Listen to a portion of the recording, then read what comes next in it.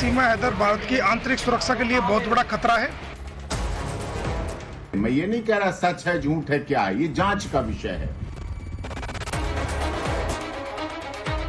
उनकी भी जांच की जाए। मैं भी पूरी तरह से तैयार हूँ, आप मेरी भी जांच कर सकते हो, मैं उसके लिए भी तैयार हूँ।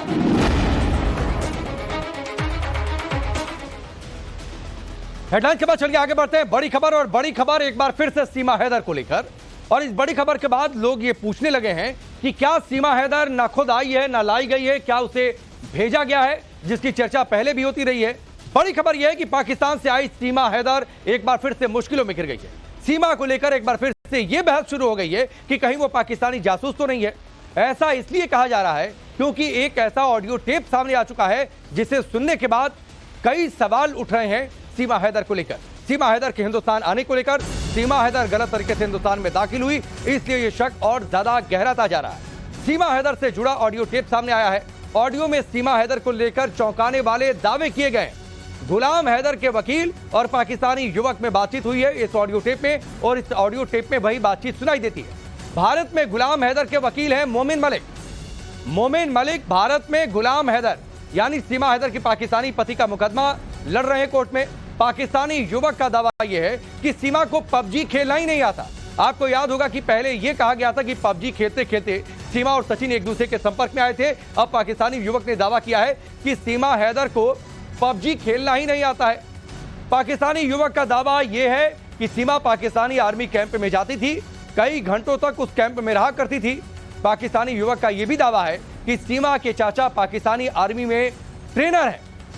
तो पाकिस्तानी आर्मी के कैंप में सीमा हैदर जाती थी, घंटों रहा करती थी, तो क्या वो आर्मी ने ट्रेन किया हुआ है? क्या ये सब कुछ आर्मी की ट्रेनिंग का हिस्सा है कि सीमा हैदर वाया नेपाल हिंदुस्तान में घुसे, भारतीय युवक से संपर्क साधे, उसके साथ रहे? तो ये कोई कहीं इसने कोई इसको जासूसी वगैरह का शौक था, कोई सीआईडी करने का, जासूसी करने का कोई शौक था इसको? कोई ऐसा वहाँ कोई इंटरेस्ट था इसका वहाँ पर? कोई नहीं रहे हैं?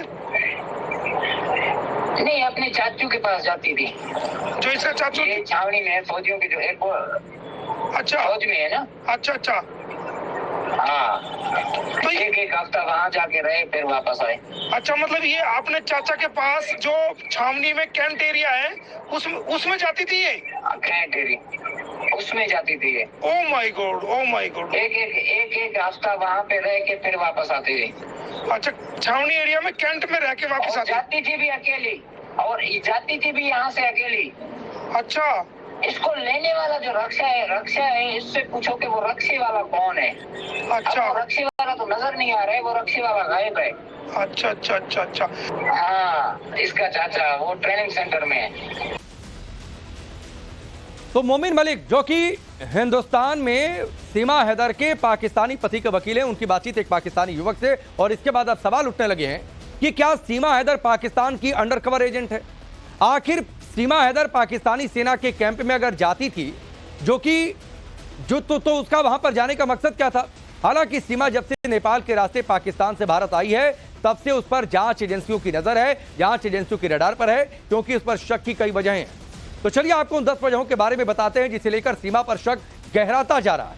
पहली वजह है, सीमा पर शक की पहली वजह है, सीमा के पास भारतीय जांच एजेंसियों को 5 मोबाइल फोन मिले थे।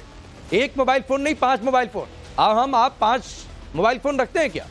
3 या 4 मोबाइल फोन रखते हैं क्या? इनमें से 4 फोन ठीक थे जबकि एक टूटा हुआ था। आखिर वो 5 फोन लेकर हिंदुस्तान क्यों आई थी? ये पहली शक की वजह है। 5 मोबाइल को कैरी करने का आखिरकार मकसद क्या था, जरूरत क्या थी? दूसरी वजह आपको बताते हैं सीमा हैदर पर शक की। दूसरी वजह है कि सीमा जब भारत आई तो जांच एजेंसियों को उसके पास से 6 पासपोर्ट मिले। इनमें से 4 तो उसके चारों बच्चों के, लेकिन सीमा के नाम पर 2 पासपोर्ट थे जिसमें जन्म की तारीख अलग अलग दर्ज थी।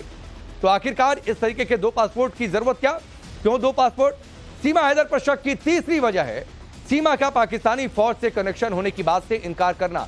सीमा हैदर बार बार कहती आई है कि उसका पाकिस्तानी आर्मी से कोई लेना देना नहीं है, क्योंकि सीमा के चाचा और भाई पाकिस्तानी फौज में हैं। और बताया जा रहा है कि सीमा ने पहली बार हुई पूछताछ में इस राज को छिपाया था। सवाल है कि पहले उसने ये बात क्यों नहीं बताई? बाद में ये तस्वीर जब साफ हो गई तो उसकी अलग अलग बातें सामने आई। सीमा हैदर पर शक की चौथी वजह आपके सामने रखता हूं। चौथी वजह यह है कि भारत आने के लिए सीमा ने नेपाल का रास्ता चुना। अगर वो सही थी, सचिन के प्यार में उसे भारत आना था, तो वो वीजा लेकर कानूनी तरीके से भारत आ सकती थी। लेकिन सीमा हैदर ने ऐसा नहीं किया। तो आखिरकार सीमा हैदर ने ऐसा क्यों नहीं किया? ऐसा न करके सीमा ने नेपाल का बॉर्डर पार कर ग्रेटर नोएडा के रबुपुरा पहुंची और सचिन के साथ रहने लगी। उसने गैर कानूनी तरीका क्यों चुना हिंदुस्तान में प्रवेश करने का? ये एक और बड़ा सवाल है। सीमा हैदर पर शक की 5वीं वजह अब आपको बताते हैं। सीमा ने पूछताछ में अपनी सही उम्र छिपाई। यूपी एटीएस ने जब पूछताछ की सीमा हैदर से, तो उसने अपनी उम्र 30 साल बताई, जबकि पहचान पत्र में जन्म की तारीख 1 जनवरी 2022 दर्ज है। इसके मुताबिक 30 साल भी उम्र नहीं है। सीमा हैदर पर शक की 6ठी वजह आपको बताते हैं। सीमा ने हर बार यह दावा किया है कि पबजी गेम से चैट के बाद उसकी सचिन से मुलाकात हुई है, लेकिन चौंकाने वाली बात यह है कि जांच में दोनों के पास पुरानी चैट नहीं मिली, जो शक को और हवा देता है। यानी आप लंबे समय से अगर चैट कर रहे हैं तो चैट हिस्ट्री होनी चाहिए थी, वो चैट हिस्ट्री नहीं है। एक और जो डाउट है वो ये कि पबजी गेम पर भारत में 2020 में ही बैन लग गया था, तो फिर दोनों एक्टिव कैसे थे? यानी सचिन यहां से कैसे ये गेम खेल रहा था? तो ये पूरी थ्योरी क्या झूठी है? सीमा हैदर पर शक की 7वीं वजह आपको बता देते हैं कि सीमा फराटेदार हिंदी बोलती है, जुबान पर जरा भी उर्दू अल्फाज नहीं आता, झलकता नहीं है। और खासतौर पर पाकिस्तान के जिस इलाके से, सिंध के जिस इलाके से सीमा हैदर आती है, इतनी शुद्ध हिंदी वहां पर नहीं हो सकती है। बोलते वक्त उर्दू शब्द का जरा भी इस्तेमाल नहीं करती। ऐसा कैसे संभव है? क्योंकि भारत में आए कुछ ही महीने अभी हुए हैं। सीमा हैदर पर शक की 8वीं वजह आपको बताते हैं। सीमा 13 मई 2023 को छिपकर नेपाल के रास्ते भारत आई और ग्रेटर नोएडा में किसी को भी ना बताए सचिन के साथ रहने लगी। उससे शादी कर ली। वो तो इलाके के एक वकील की शिकायत के बाद उसकी मौजूदगी पर खुलासा हुआ और पता यह लगा कि वो पाकिस्तान से भारत आई है, जब ये दोनों अपनी शादी का रजिस्ट्रेशन कराने पहुंचे थे। सीमा हैदर पर शक की 9वीं वजह अब आपको बताते हैं और इसके जरिए एक और स्थिति आपके सामने स्पष्ट होगी।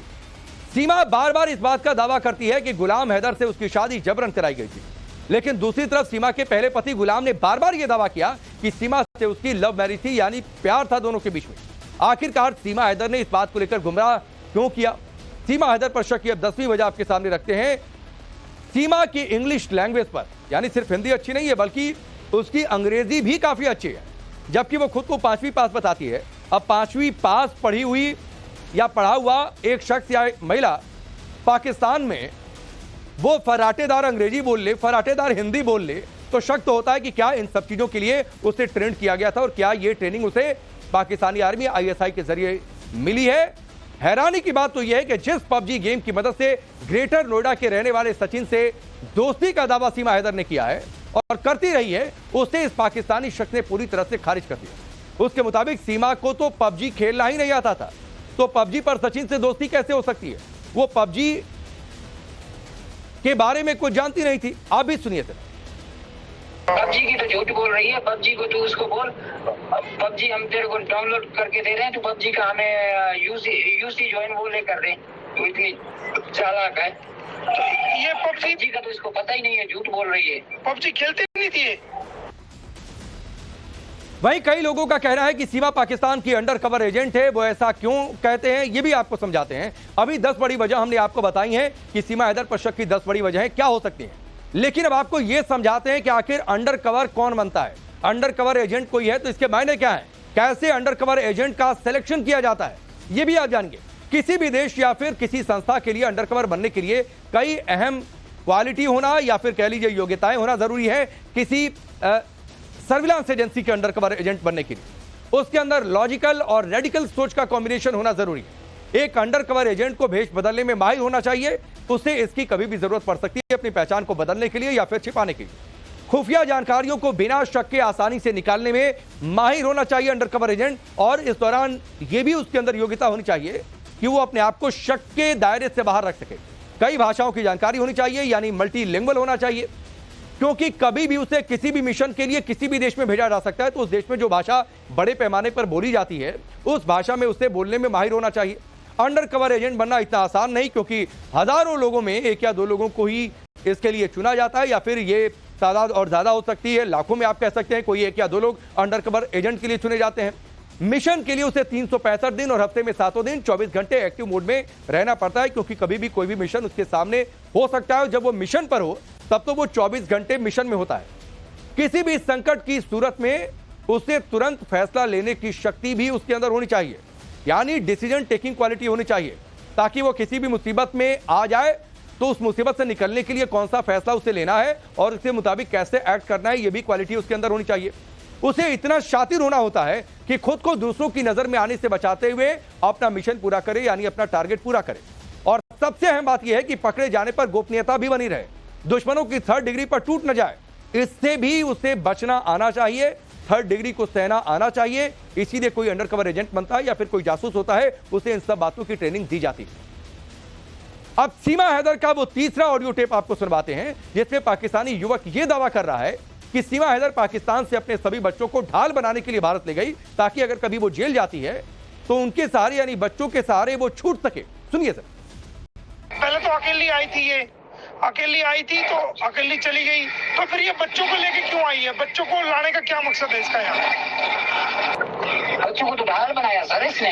अच्छा, ताकि इंडिया की गवर्नमेंट बच्चों को ढाल बनाया इसने, ताकि मतलब हिंदुस्तान अगर जेल में जाऊं भी बच्चों की खातिर मुझे छोड़ दे। और बॉर्डर में जो है क्रॉस करने के लिए इसने क्या किया, बॉर्डर में कौन सी हरकत की इसने? क्या इसने जब ये क्रॉस कर रही थी, वहाँ पुलिस वाला ऊपर गाड़ी में आया पूछने के लिए, तो इसने क्या किया, इसकी जो बड़ी बेटी है ना उसके मुंह पे हाथ लगा के उल्टी करवा दिया। अच्छा, उल्टी देख के वो चला गया, उसने पूछा भी नहीं। अच्छा, ओहो, गाड़ी के ऊपर, ओहो, इतनी तेज है। तो आप सोचिए, पाकिस्तानी युवक ने मोमिन मलिक से बातचीत में यह तक दावा कर दिया कि एक पुलिस वाला जब सीमा हैदर के पास आ रहा था तो बड़ी बेटी के मुंह में हाथ डालकर इसने वोमिट करा दिया, ताकि पुलिस वाले का ध्यान सीमा हैदर से बातचीत करने पर ना जाए। तो क्या यह सच है? क्या सीमा हैदर अपने चारों बच्चों को पाकिस्तान से भारत ढाल बनाने के मकसद से लेकर आई है? क्या वो बच्चों का इस्तेमाल करके पुलिस की कार्रवाई से बचना चाहती है? इस ऑडियो को सुनकर ये सभी सवाल जहन में जरूर उठते हैं। बहरहाल बात जासूसी की हो रही है, तो अब आपको पाकिस्तानी जासूस एजेंसी यानी आईएसआई के स्पाई मॉड्यूल को भी समझाने की कोशिश करते हैं कि दरअसल आईएसआई अपने स्पाई मॉड्यूल को ऑपरेट कैसे करती है। अक्सर आरोप लगते हैं कि आईएसआई के लोग डिप्लोमेट बनकर दूतावासों तक पहुंच जाते हैं और खुफिया चीजें आसानी से निकाल लेते हैं। विदेशी पत्रकार की शक्ल में भी खुफिया सर्विस के एजेंट काम करते हैं, यानी विदेशी पत्रकार बने, किसी देश में दाखिल हुए, उसकी खुफिया जानकारी निकाले। हनी ट्रैप भी इनका जासूसी का एक तरीका होता है। हनी ट्रैप के जरिए ये नेता या फिर अधिकारियों को अपने जाल में फंसाते हैं, जो महिला एजेंट हैं उनके जरिए, और उसके बाद उन्हें ब्लैकमेल करके इंफॉर्मेशन निकलवाते हैं। पहले अक्सर चैट के जरिए ये लोग इन्हें जाल में फंसाते हैं, फिर इसमें प्रेम संबंध बनाकर उनसे खुफिया जानकारी इकट्ठा करते हैं। पाकिस्तानी सेना के ट्रेंड अफसरों के हाथों में उनकी कमान होती है, यानी जो हनी ट्रैप एजेंट होती हैं उनकी कमान सीधे जो ट्रेंड ऑफिसर्स होते हैं आईएसआई के, आर्मी के, वो सीधे उन्हें हैंडल करते हैं। वो जैसा बोलते हैं उनके इशारों पर उनके स्पाई नाचते हैं, यानी उसी हिसाब से एक्ट करते हैं। फेडरेशन ऑफ अमेरिकन साइंटिस्ट के मुताबिक पाकिस्तान में सिर्फ आईएसआई अकेली सीक्रेट एजेंसी नहीं है, बल्कि कई और जासूसी विंग्स हैं जो आईएसआई के दिशा निर्देशों के मुताबिक काम करते हैं, जिनमें इंटेलिजेंस ब्यूरो ऑफ पाकिस्तान है, फेडरल इन्वेस्टिगेशन एजेंसी है, मिलिट्री इंटेलिजेंस, ये सारे ग्रुप एक्टिव है। इनका मकसद सिर्फ भारत समेत बाकी कई देशों में अस्थिरता फैलाना होता है, यानी ये देश स्थिर ना रह सके, अलग अलग तरीकों से कैसे स्थिरता को खतरा पहुंचाया जाए, देश को किस तरीके से चोट पहुंचाई जाए, ये इनका मकसद होता है। इस पूरे विवाद को लेकर सीमा हैदर के वकील एपी सिंह और भारत में गुलाम हैदर के वकील मोमिन मलिक आमने सामने। एक तरफ मोमिन जहां सीमा को भारत की आंतरिक सुरक्षा के लिए खतरा बता रहे हैं, तो वहीं एपी सिंह का कहना है कि अगर किसी को शक है तो सीमा की जांच करा ले। सुनिए। पाकिस्तान से जो सीमा हैदर के एक अति परिचित व्यक्ति ने जो स्टेटमेंट दी है, उसको देखते हुए हमें ऐसा लगता है कि सीमा हैदर भारत की आंतरिक सुरक्षा के लिए बहुत बड़ा खतरा है और आने वाले समय में वो भारत की सुरक्षा को कोई बड़ा नुकसान पहुंचा सकती है। जैसा कि उसके मित्र ने बताया कि किस प्रकार ये वहाँ इसका कंडक्ट था, वो आप वीडियो में सुन सकते हैं। तो उसके आधार पर गहनता से जांच होनी चाहिए और इसकी जमानत को रद्द करके इसको जेल भेजना चाहिए, क्योंकि हमारे भारत की सुरक्षा पहले है और बाकी चीज़ें बाद में है। ऑडियो और कुछ क्लिपिंग वायरल हो रही हैं, जिसके बारे में हमें लगभग न्यूज चैनल्स, हमारे सम्मानित पत्रकार बंधु जो मांग रहे हैं क्लैरिफिकेशन, उसमें साफ तौर पर मेरा कहना है, सीमा के एडवोकेट होने के नाते जो वायरल कर रहे हैं, जो भी व्यक्ति हैं, जो कंटेंट्स भेज रहे हैं, जिन्होंने ऑडियो की है, जिन्होंने वीडियो बनाई है या जिन्होंने ऑडियो रिकॉर्डिंग की है या जो भेज रहे हैं, भारत सरकार से मैं अनुरोध करता हूं ऐसे लोगों कोई जांच करे। मैं ये नहीं कह रहा सच है झूठ है क्या है, ये जांच का विषय है।